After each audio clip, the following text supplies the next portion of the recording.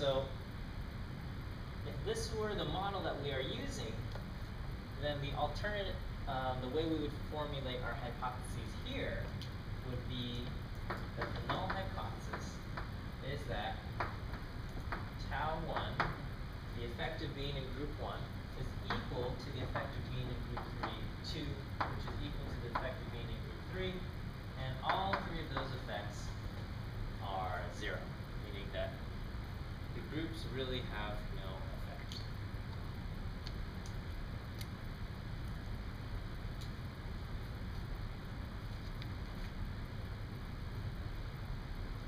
And the alternate hypothesis would be that at least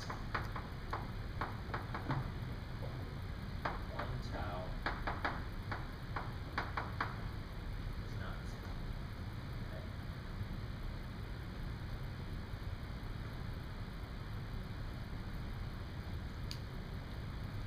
Would they ever be equal to some other number besides 0? Trying to think.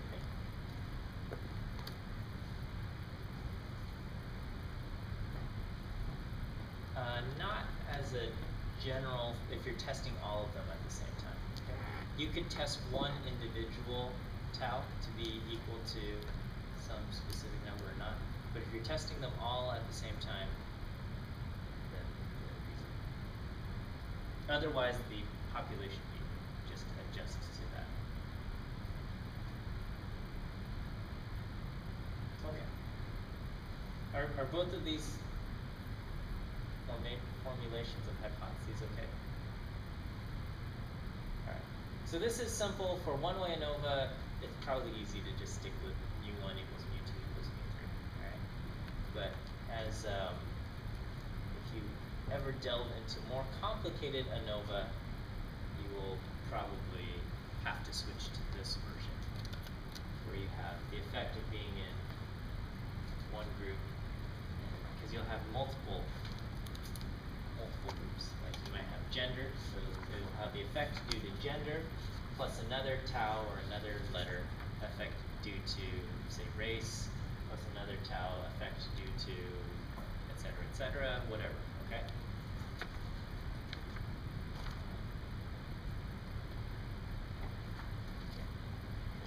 The muse just want to cut it. Okay, so anyway, so we do this. This is our null and our alternative hypothesis. Our F ratio, which is our statistic, our test statistic,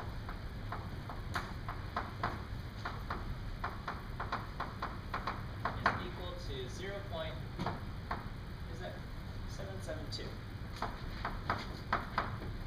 Okay. So we look this up in the F table. Okay. Now the F table I did not include in your packet of reference tables. Okay.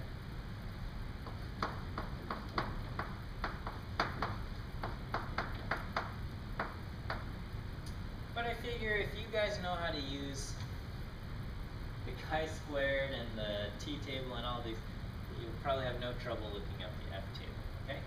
Except the F table, and the other reason why I didn't include the F table is because the F table has a page for every possible numerator degrees of freedom. If you look in the book, the F table is like 12 pages long or something. Alright? It's too much. So when you look up in the F table, you first have to identify the numerator degrees of freedom,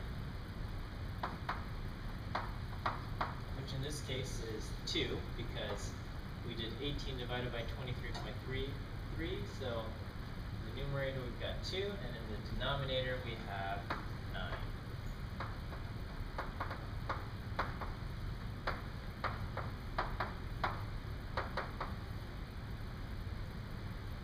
And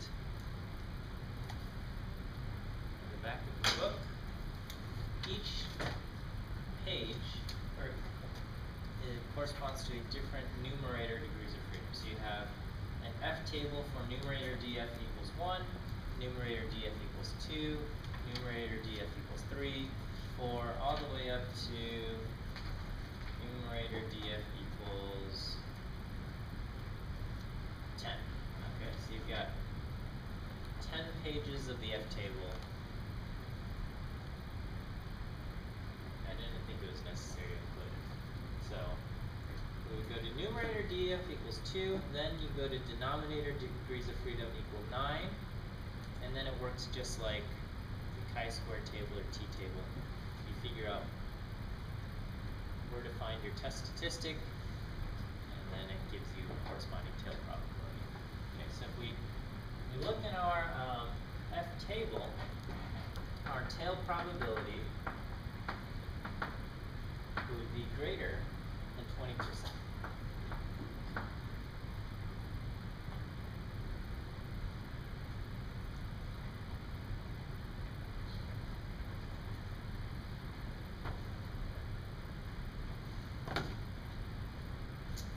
Okay.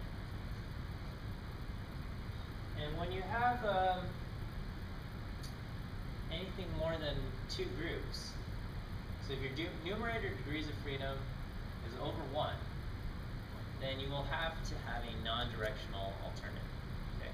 Non-directional because the alternative says at least one mu is different. Okay? We are not specifying that one is greater or smaller or something. We're just saying that at least one of those is different, so it's a non-directional alternative. So my tail probability just becomes my p-value.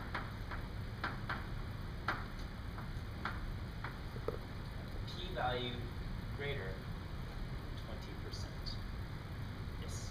I'm sorry, I must have heard the wrong thing in my head. When you said if the numerator df is 1, then what do you do? If it is 1, then you could possibly have a directional alternative. Okay?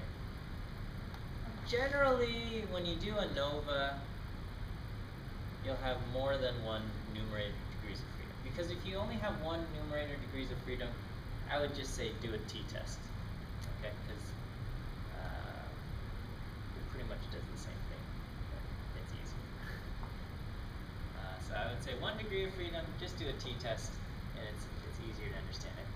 The things, I'm trying to think. So the table is set up for the non-directional. Set of non-directional, yeah.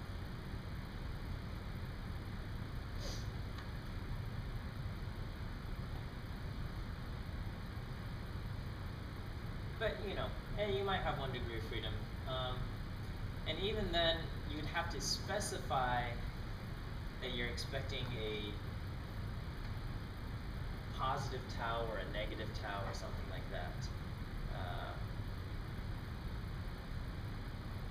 I wouldn't say is rare, but is less common. Okay, and then you would do the same thing, check directionality, and then you would half your tail probability if you wanted to. Okay, so anyway, we get a p-value greater than 20%, which means we do not reject the null hypothesis.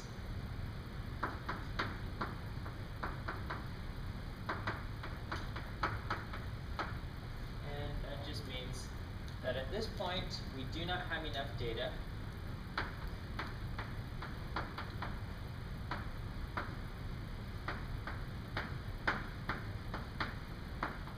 to say that any of the diodes have a different effect on weight.